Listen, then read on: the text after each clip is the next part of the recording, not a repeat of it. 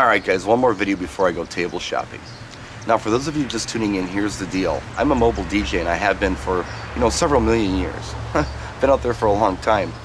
Now in April of 2011 I had a massive stroke that almost killed me. I lost my entire eyesight along with my speech and my vision. Now, I can see better than most people now, even with glasses. My vision is beautiful. My speech is pretty good. It's not what it used to be, but most people can't even tell that I have a problem. I've gotten most of my leg back, and my arm is limited, very limited, but it's getting better. My fingers are moving a little bit. I'm able to do some things. I can open stuff, I can open Coke bottles, whatever. So I'm getting it back, and I am improving all the time. There's always improvement. I've been gigging. I've been back on the road since June of 2011 with a cane and an assistant. I lost the cane in October, and I'm still gigging with assistants. I've got some great guys, Larry, Andy. I got somebody waiting in the wings who would love to go out and gig with me. And I have no problem with that. That's cool. But the problem I do have is that sometimes I just want to do this by myself. Small shows, car shows, during the week stuff where I don't really want to bring an assistant along. Maybe it doesn't pay as much as a wedding does. And quite frankly, I got to pay people to do this. That cuts into my, bottom line. So I have to take gigs at a certain price level. I can't take some of these maybe, smaller gigs that would be nice during the week. Now, these people would be cool and do it anyway, but it's just important to me that I can do this myself. I'm independent that way.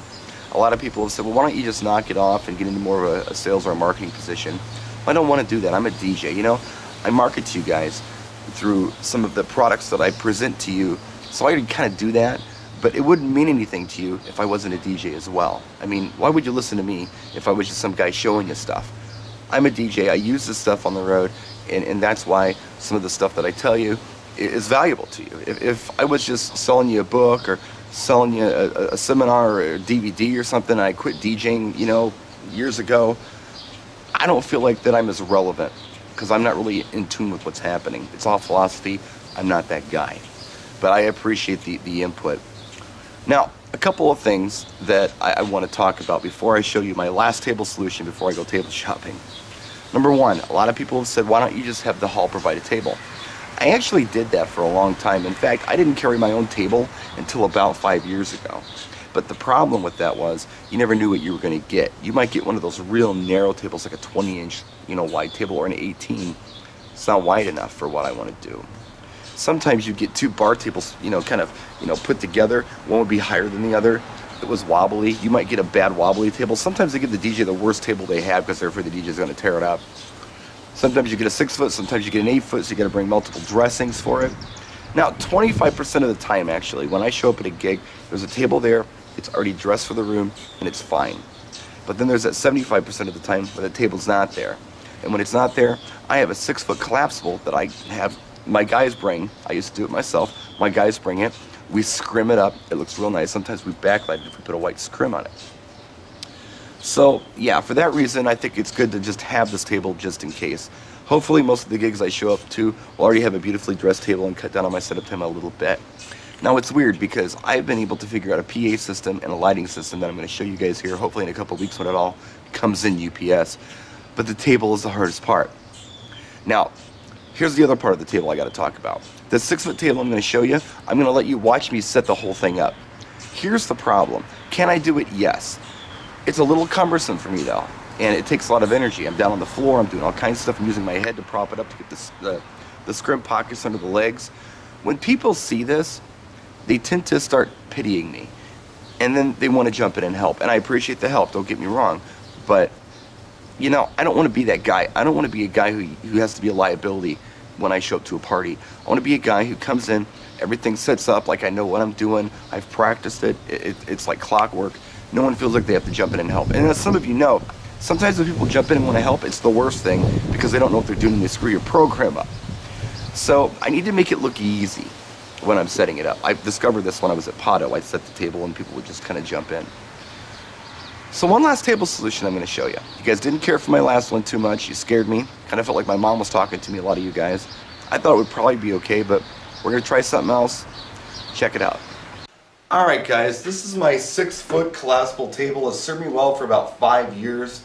I'm going to show you how I can set it up in my current condition. It's got a latch on it you have to open up.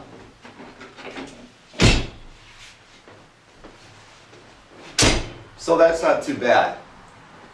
It'll pop the legs, then they lock.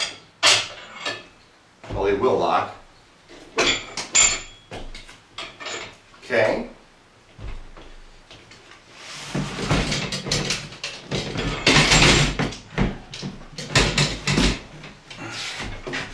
There.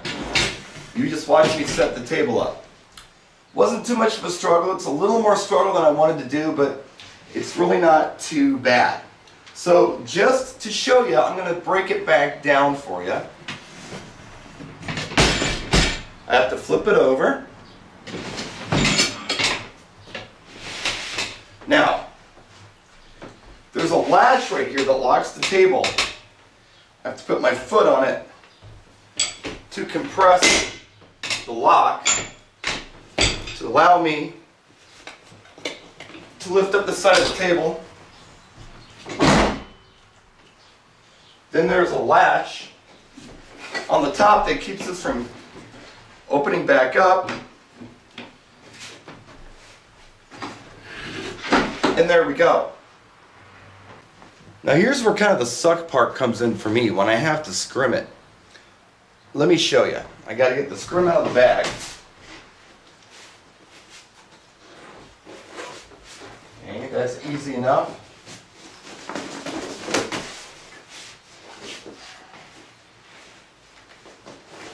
Okay. Now I got to figure out which way the scrim goes, so I kind of have to unfold it a bit. Keep in mind I'll have to pack this back up. We're using white today because Larry spilled a Coke on the black one. I kind of forgotten about it and it was dirty, so I got it in the wash right now. It's open on one side, closed on the other.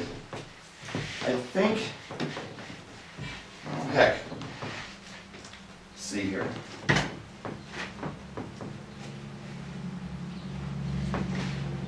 It might go this way. Yeah, I think that's correct. Yeah, it goes this way.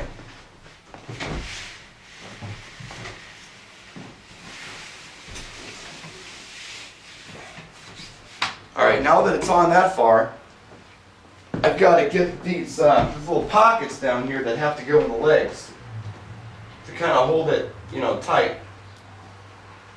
Gotta find the leg pocket, then I gotta use my shoulder or my head to lift the table, put that on.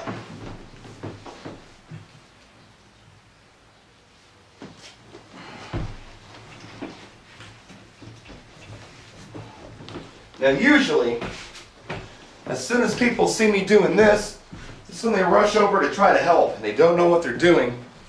It makes me uncomfortable. Obviously it's made them uncomfortable to even watch me do this. And I want good comfort levels here for everybody. There's one more leg in the back.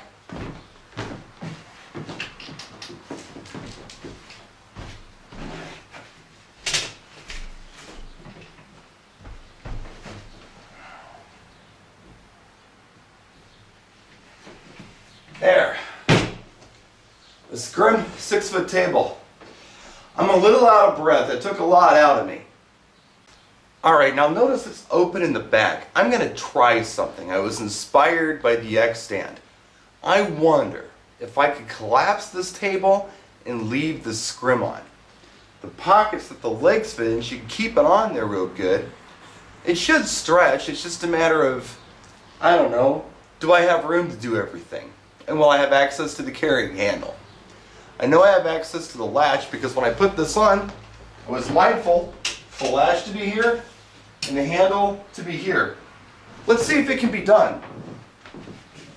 Obviously you'd want to use black because you'd make a white one very dirty dragging it around on the floor like this. So I guess you'd have to go ahead and flip it upside down, essentially.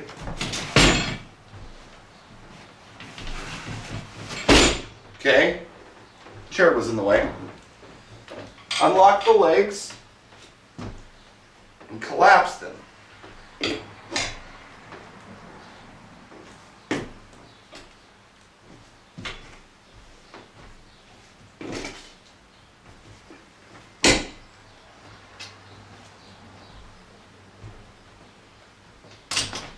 press the lock with my foot. Lift. Now the only thing I can't do is lock the latch. Remember? The latch was over here. Now I guess what I could do is have somebody make a little hole there so I had access to the latch. That might work out. But yeah, there's no way I'm going to be able to latch it. But otherwise it seems to work pretty well, doesn't it? Now I'm going to take it apart. Let's assume that we get the latch to work, or we come up with some other solution to hold it together. Bungee cable, I don't know. Let's see what we can come up with. What do you got? Let me know. Let's open it back up and see how it goes.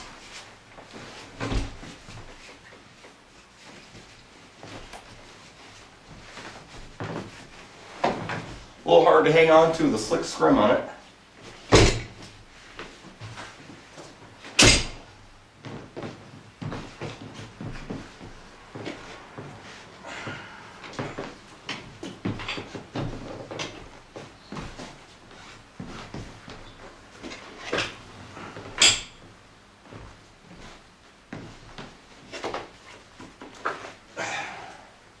Got to find a place to grab it. It's a little different now with the scrim on there.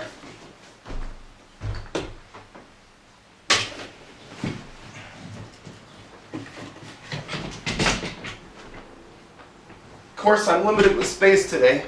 I've got chairs and lamps and all kinds of stuff in my way. But there. It can be done with just a minor little thing we'd have to figure out. Latching this table so it doesn't come open. But otherwise it seems to work just fine. Now alternately, I could just not fold it in half. But then it's harder for me to carry because the handle really comes in handy. So let me know what you come up with. Gabe, if you're watching, what do you got for this? Maybe we can work out a little special scrim for BSR with holes here for the latch. I don't know. That's it. Go on table shopping. Practice and enjoy.